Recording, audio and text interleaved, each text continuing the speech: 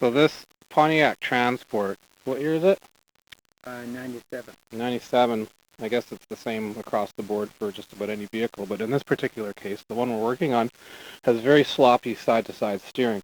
And if you jack the front end of the vehicle up, get the wheel off the ground, grasp each side of it, and twist back and forth, if you can really see that. There you go. You can see and probably hear the ball joint in the back there is ready to fall apart. So we've gone and knocked off 4 lug nuts already, just to make this simpler. I'm going to take off the 5th one really quick.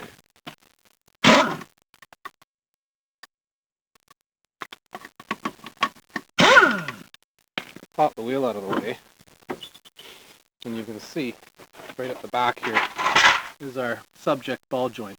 Now, if we hold the camera up top, you grab that hub and give her a rattle, you can see right there, she's very, very loose.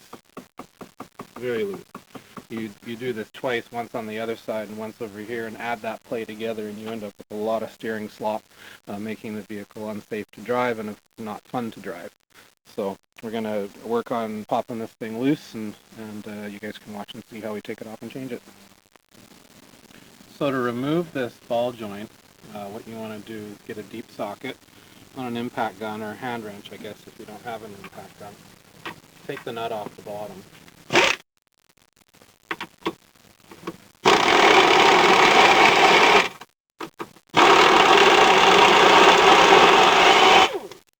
Goes. Oh, and look at that. That's a good one. She just come apart for us, just like that. Beauty. Can't ask for it any easier. Let's say you undo the top nut, and we'll show you in a second how to undo the actual tie rod end from the steering rod. So the next thing you got to do is loosen off this nut right here. Sometimes it can be a bit of a hassle, but in this case it's not.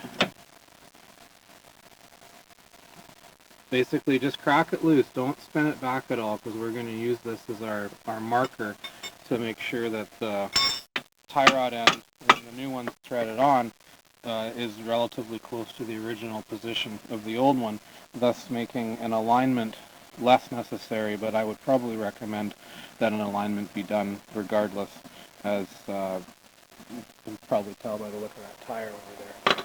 She's not aligned very well. So out with the old.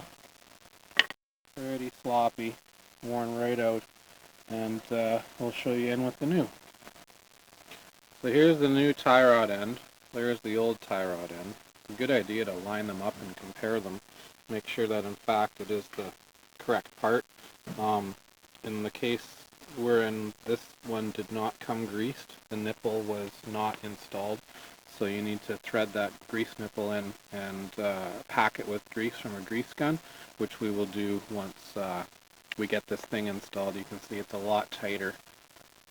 Probably going to eliminate most of the slop we have in the steering from this side.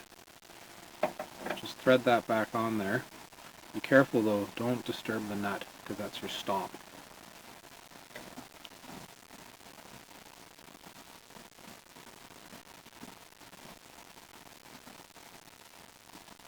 Right about there is good, and drop her back into her hold.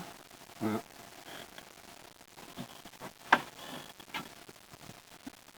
then you'll have a wash. There should be a washer and a nut and a pin.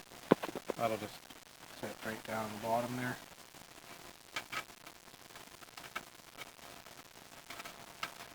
The crown nut, make sure you don't forget to put the cotter pin through the hole to prevent it from coming loose after you've tightened it. This, the old, I guess the OEM had a nylock nut with a nylon ring, so there is no cotter pin, but the replacement has one. Very important.